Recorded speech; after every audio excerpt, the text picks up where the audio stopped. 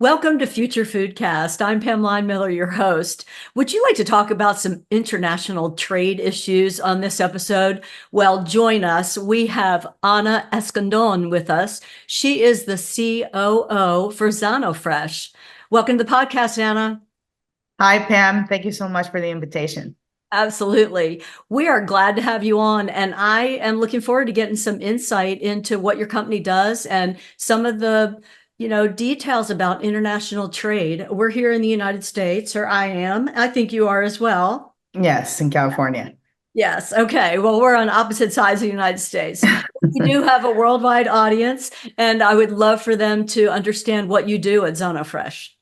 Sure. Well, thank you so much for having me here. I'm very happy to share with you a little bit more about Zano Fresh. We are a new produce company that is focused on citrus fruits, specifically lemons and limes for the time being. But our history in agriculture actually goes back more than 60 years. So our sister company, Citrofruit, they are actually the leading citrus juice processor in North America. And they provide excellent orange juices for different parts of the world. And with that experience, they became experts in growing citrus and also having really high operational standards.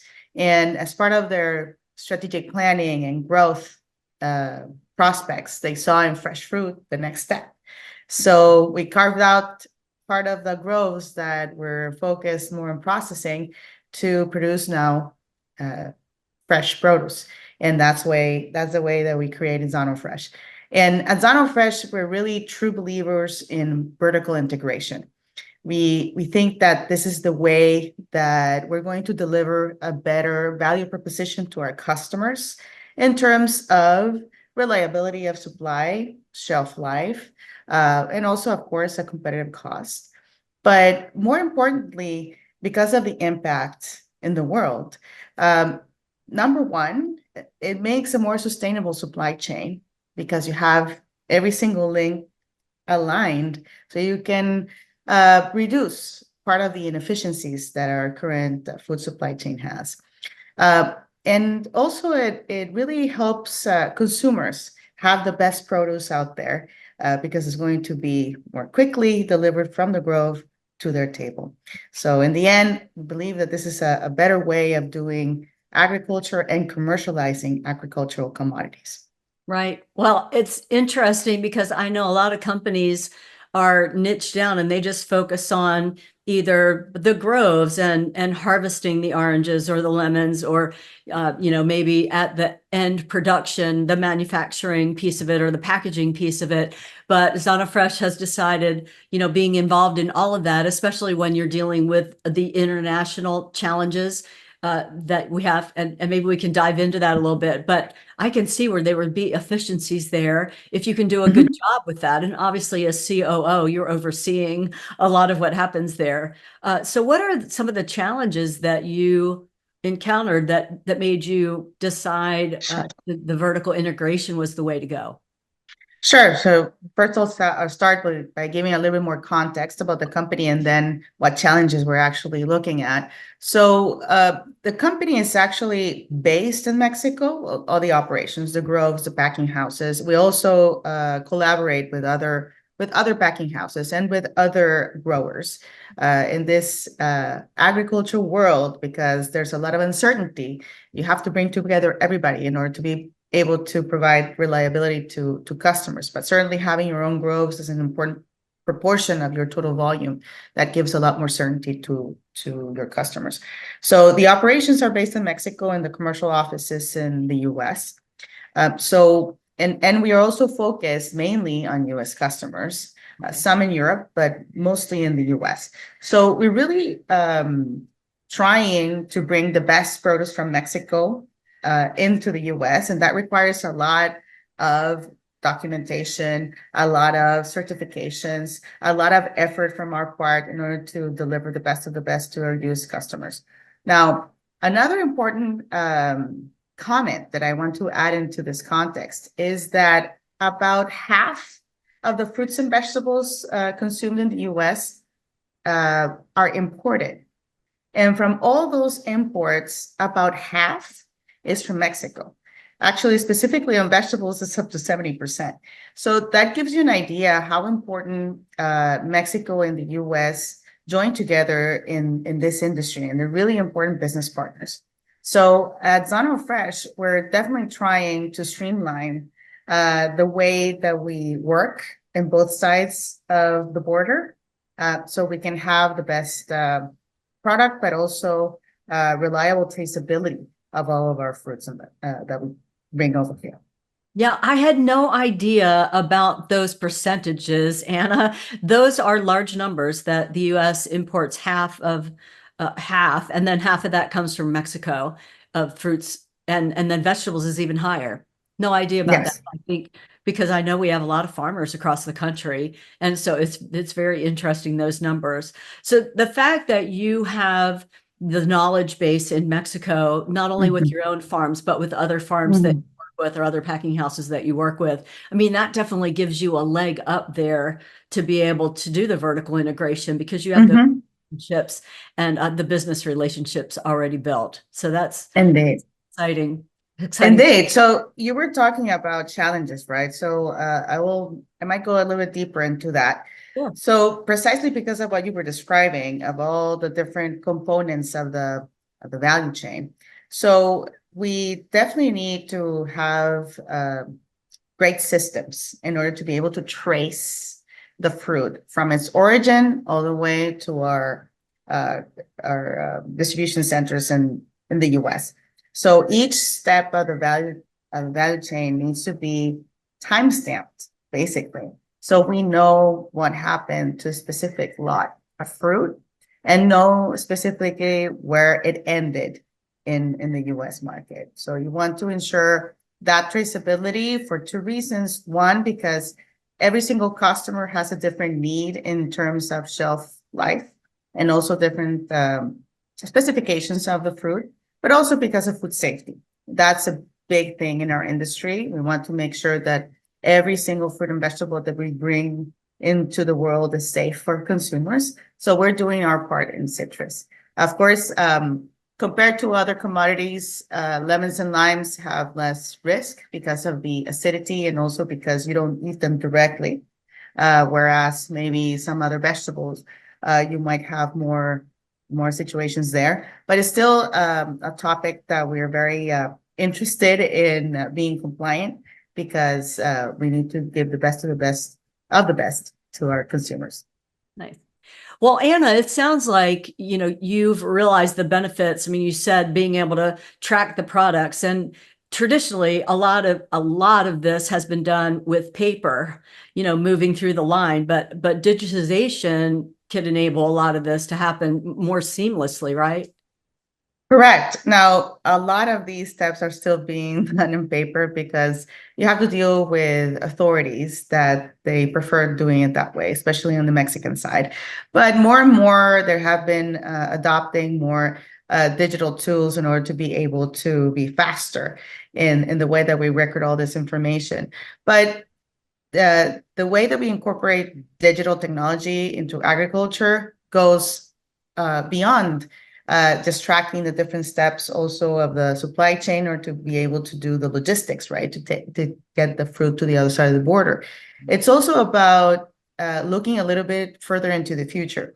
So one of the big asks from our customers is reliability. They want to know that if they put an order, that order is going to be fulfilled in full and on time. And most of the time, they're expecting 24 hours upon they say, I want this volume, and you have 24 hours to deliver. So, of course, the entire value chain, supply chain is not in 24 hours. So you have to come up with ways where you can predict your demand and be able to streamline your operations so you can meet that demand. Yeah. So there are a lot of digital tools that now allow us to do those forecasts. And Zano Fresh, we are looking for more ways to incorporate all these technologies so we can achieve the highest level of compliance in terms of delivery on time and in full. Yeah. And one further comment that I want to make about that is that many people don't realize that fruits and vegetables, they come in different grades or qualities, if you want to say it like that, but also sizes. And every single customer has their own spec. So imagine in limes, we have 6 or 7 different sizes, 3 different qualities, same in lemons.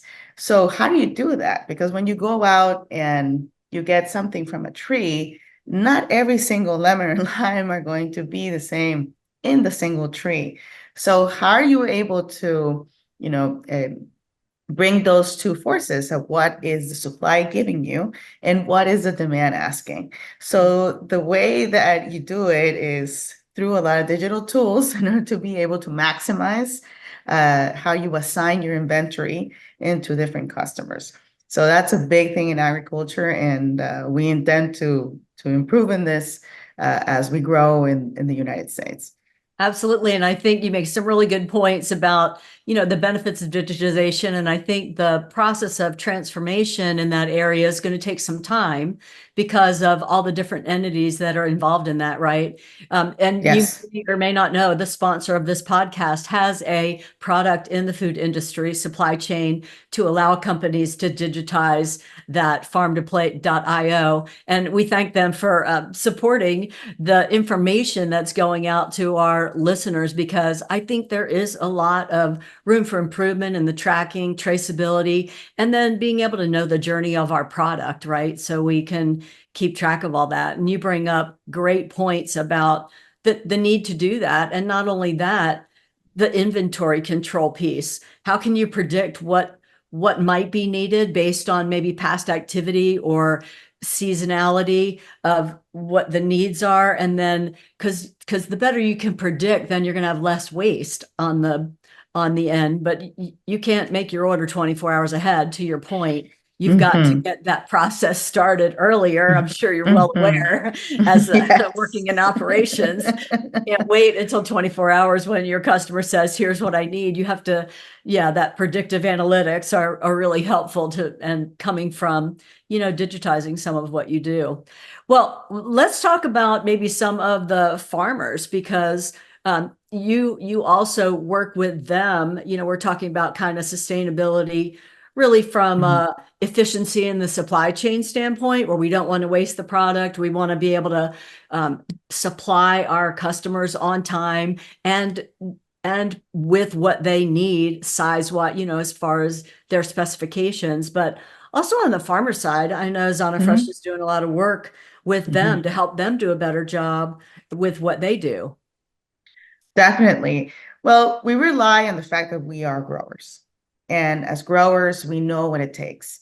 And that really helps us to have deeper and greater relationships with our growers. And we can provide them advice on how to manage their crop so they maximize their productivity and also quality that is needed to serve our customers. And maybe I can give you a little bit more detail what Zano Fresh does. Also inherited from many learnings from Citrufruit is that we incorporate a lot of technology in our groves, and that has helped us learn a lot more. So one of the technologies that we use is precision irrigation. We're also committed to sustainability, and water is one of the main inputs in agriculture, and unfortunately is becoming very scarce. So we definitely want to know when the plant is relaxed so it can receive the water. Because sometimes you're just pouring out water, but you're not necessarily hydrating the tree. So we use tools in order to be able to know when the plant is more open to receive the water, really take it in, rather to just getting out water and wasting water that is not going to go into the tree and eventually the fruit. So one of that is a technology that we're very proud of using, because it has a benefit to the tree, because we do a lot of drip irrigation, of course. So we use our irrigation systems at the time when they're most effective, but also there's a sustainability effect in terms that we're not really using vast amounts of water for our crops. We also use drones for fertilizing some of our land, and that is something that Citrufruit does pretty well, and we continue to test how to use this.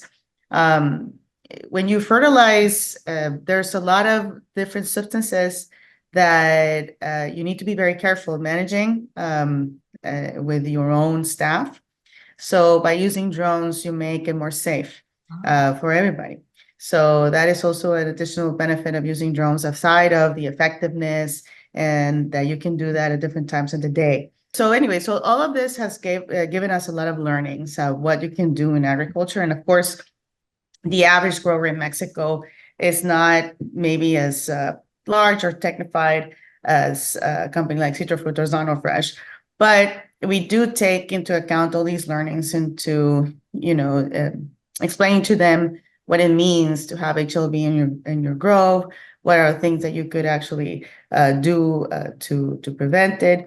Also, some other agricultural practices that can help them to increase their productivity. So we do try to take all of these learnings for them. Nice. Sounds like you are making full use of the technologies that are available to you. Thanks for sharing all of that detailed information, because it really helps all the way around. I mean, especially like the precision watering that you're talking about and the irrigation, not just wasting the water, maybe watering at the same time every day, no matter what is happening.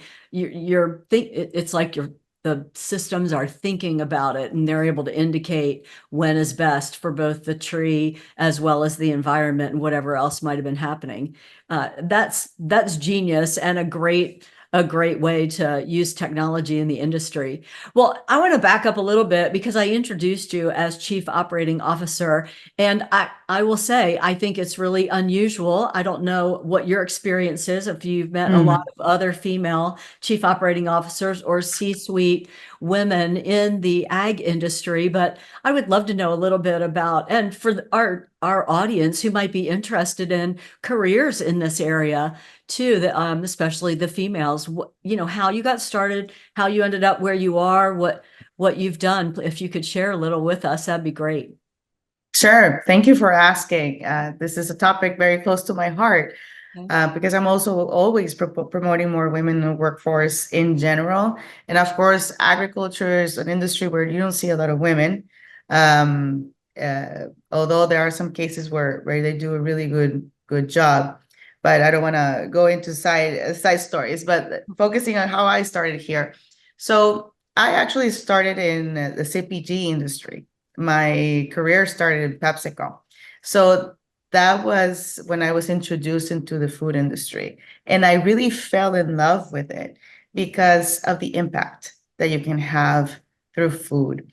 When I was in PepsiCo, I had the opportunity to participate in an ethnographic study where we were learning more about certain consumer groups, and we found that the majority of the people, especially in Mexico, are lower income families that really struggle to have time in their day so they can eat nutritious food.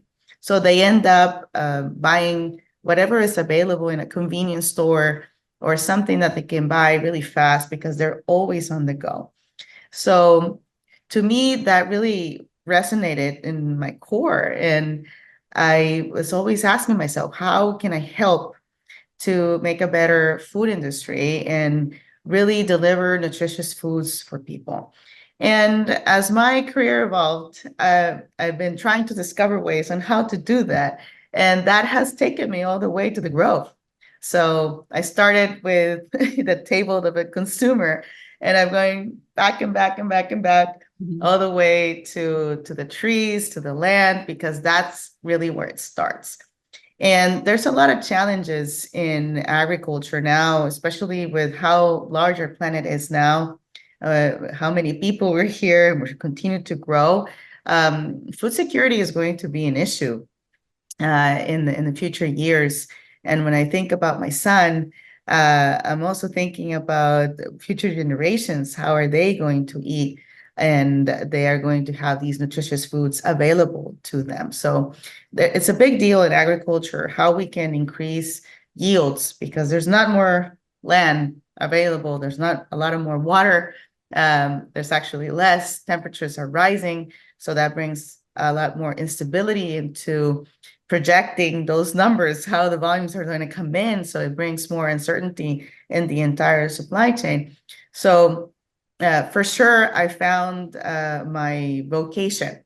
And I'm very happy that I feel useful in trying to make a better and well-fed world. Yeah. And I think I'm hearing you say, I mean, you are a woman, but there wasn't a focus on that. You were focused on the mission, what your gifts were, making a difference in the industry and for families' lives. So I think that's good words of wisdom for other women out there to figure out what that is for you. And I know, as I think you're a millennial, I don't mean to think that's Yes, but you're correct. more than maybe some generations that have gone before you, purpose and impact are really important, and to other generations coming up, like your son's generation. So thanks for sharing a little bit of your journey, and we're excited to have you, representing is what I'm going to call it, I guess, for lack of a better term. Thank you, Pam. Yes. Well, we have talked so much about, a little bit about international trade, about technology and the advances and how they can positively impact the ag industry, being able to deliver to consumers on time and the proper order that they want, whatever product it is that they want. Is there anything else you would like to share with our audience before we go? Well, I would just tell them that it's a beautiful mission, right? To feed the world. And when you're within the industry, living the challenges of feeding the world, we do ask of end consumers to be a little more mindful of where their food is coming from. And maybe before throwing away that rotten apple or orange, try to see if you can save it. Try to see that ugly fruit is still fruit. Try to maximize whatever inventories you have in your home. We all contribute to the sustainability of the industry, and making it less wasteful is a responsibility of all of us, from the grove all the way to our homes. So that's the only thing I would ask. I'm happy to serve them and have these lemons and limes available for whatever they're making. If it's either lemonade, or if they're cooking something, it's joyful for me to know that we're providing these fruits. I would just ask to be respectful to all these fruits and to contribute to reduce waste. Great. Thank you so much, Anna, for being on our show with us. We really appreciate your insights. Thank you so much, Pam, for the invitation. I was happy to be here. Yeah. And if you would like to comment on some of the information Anna shared, please do. We answer all of them. And be sure to subscribe to not miss an episode from Future Foodcast. Until next time, I'm Pam Linemiller. Thanks for listening to Future Foodcast. Future Foodcast is powered by Farm to Plate, the leading food blockchain platform.